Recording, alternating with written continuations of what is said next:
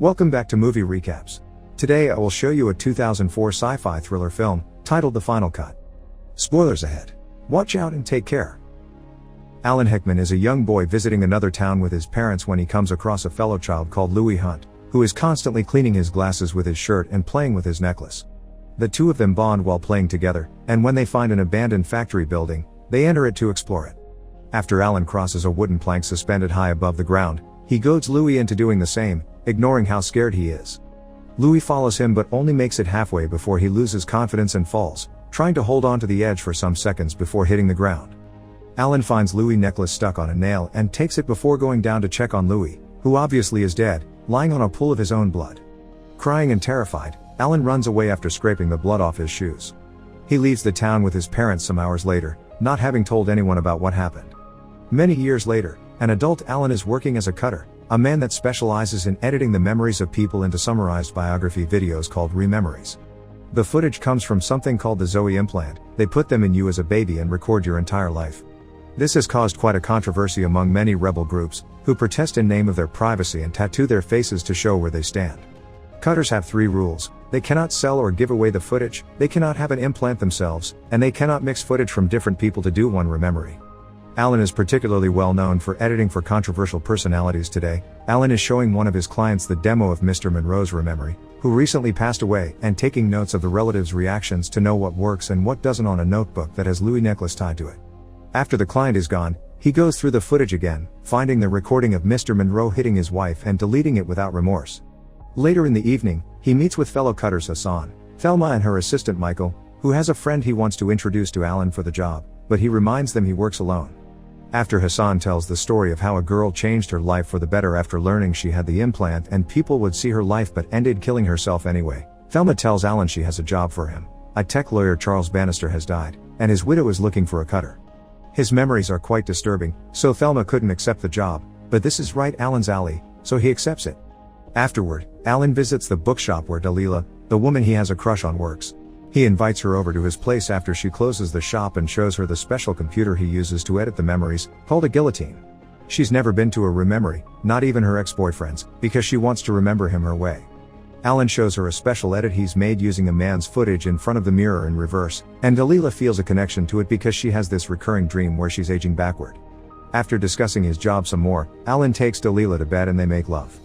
The following day, Alan interviews Mrs. Bannister to ask her what memories she would want to be included in her husband's rememory while their daughter Isabel listens from behind the door.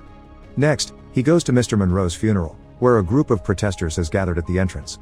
Alan plays his edit for Mr. Monroe's family and friends, and while he's taking notes of their reaction, he's approached by former cutter Fletcher, who wants to buy Mr. Bannister's memories for $500,000, but Alan turns him down, quoting the rules. When he's leaving the funeral, he sees Mrs. Monroe talking to a friend and remembers how he had to cut out Mr. Monroe cheating on his wife with that woman. The protesters hit him with their signs as he leaves the building. After picking up Mr. Bannister's memories from the eye-tech company, he puts it on the computer to sort while he researches the man's life through photographs, news articles, and his own notes. While working on the footage, he finally discovers why he has been called for this case. He used to molest his daughter, which he obviously cuts out from the film.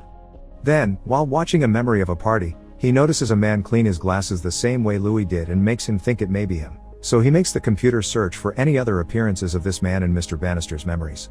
Then, he goes to see Dalila to tell her about this discovery, but she's angry with him because he hasn't called her since they shared a night together. She thinks he spends too much time with the guillotine and that has screwed his way to see life, so he leaves without telling her anything. Afterward, Alan goes to see Thelma. It's Michael who opens the door for him, showing he's been beaten up by protesters, and Thelma sends him away so they can talk privately. Alan tells her about Fletcher's visit, and Thelma in return tells him what happened to him. Fletcher's sister's son died and she got obsessed with watching his rememory over and over and wouldn't talk to anyone. Shortly after that, Fletcher quit. There are rumors that the anti-implant movement is led by a former cutter, and Thelma admits she wouldn't be surprised if it was Fletcher. It would explain why he wants to buy the Bannister footage. As he was the eye-tech lawyer, they can use it for anti-implant propaganda. Since the computer is taking too long to search all the memories, Alan decides he should talk to the family again to find any clues on Louis. First though, he stops by a bar to buy a gun from a guy he knew. He was there thanks to some memories he worked on in the past. Then he meets with Fletcher at the train station, where he tells him he considers himself a sin eater who brings redemption to the immoral. After admitting he wants the footage to start a scandal on the news, Fletcher threatens Alan by introducing him to a mercenary that works with him, Simon, but Alan simply ignores them and leaves. Using the excuse of research for the memory, Alan visits Mrs. Bannister again to ask her some questions, slowly leading to asking about Louis. She has no idea what he's talking about, so he tries with Isabel next. She doesn't want to talk about her father, but after Alan bonds with her by telling her he lost both his parents when he was a child, Isabel accepts to tell him about the man he's looking for. It was indeed Louis Hunt, a teacher of hers who died in a car accident a year ago. When he is about to leave, Isabel asks him to fix what his father will remember and delete all the times she misbehaved, and Alan promises he will. Desperate to find Louis, Alan calls Hassan and asks him for a favor. He has a cousin that can let them in the eye tech company so Alan can search for Louis' implant. While searching the boxes in the office, a guard almost catches them, but they turn off their flashlights until he's gone, then it's back to searching. Sadly, Louis didn't have an implant, but Alan makes an even bigger discovery. He has a Zoe implant, and he never knew about it because his parents died before they told him, since the recommended age to tell your kids this is 21. Alan steals the file and takes it home with him, where he watches the recording of the salesman selling the implant to his parents. Feeling incredibly upset, Alan punches his bathroom mirror then runs out to the streets while having a panic attack. Somehow he manages to give Dalila a call, who comes to his place to take care of him. They spend the evening watching footage he never showed anyone before. They're images from defective implants that can't tell the difference between what the eyes see and what the mind sees, so it records daydreams and hallucinations. After Dalila falls asleep, Alan leaves the building, unaware Fletcher and Simon are watching him from their car, and goes to a tattoo parlor specialized in synth tattoos done in electrosynthetic ink that creates a magnetic field that interferes with the Zoe implant. 2 tattoos are needed, one for blocking the audio and another one for the video. The artist knows he's a cutter but accepts to do him anyway, and explains he doesn't have to do his whole face, that's just people wanting to show where they stand on the subject. Alan ends up with a small, simple tattoo for the audio on the back of his neck. When he returns to his apartment, he hears noises coming from the guillotine. Thinking someone has broken in to steal his footage, he takes out his gun, only to discover it's Dalila watching a compilation of her ex-boyfriend's memories of her that Alan has kept for himself. She finds this incredibly disturbing and gets even more upset when she sees he carries a gun, so after slapping him, she grabs the weapon and shoots the guillotine, destroying the Bannister footage before leaving. He takes the broken implant to Hassan, but it's too damaged for him to fix.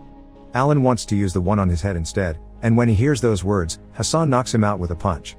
When he wakes up, Thelma is there too, and both she and Hassan are furious with Alan for having brought an implant to their workplaces, which breaks the code and could get them in big trouble. Alan explains he didn't know he had it until recently and wants Hassan to access it while he is still alive like he did with a client before.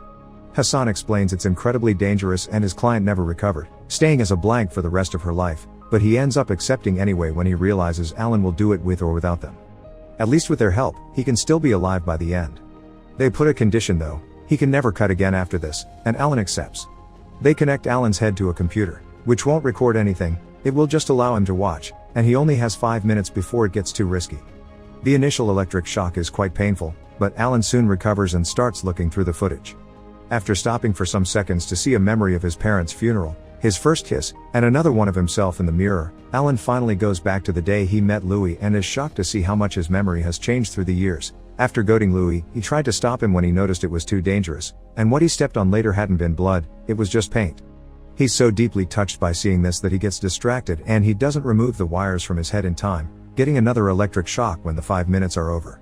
Luckily he's fine, and he thanks the other 2 cutters for having helped him find inner peace.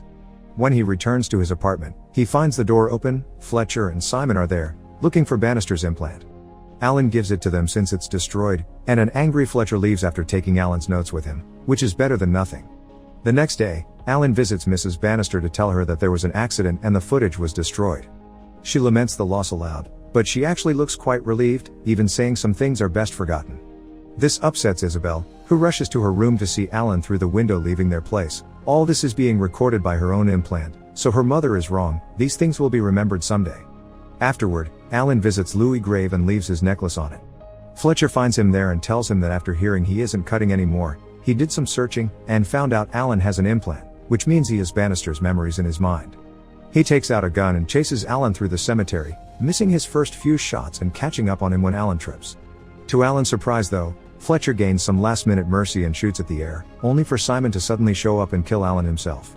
Some days later, Fletcher is wearing Louis' necklace while watching Alan's implant footage, searching for Bannister's dirty details as he promises Alan he is doing this for the greater good. Make sure to subscribe and turn on notifications so you can watch more videos like this. Thanks for watching.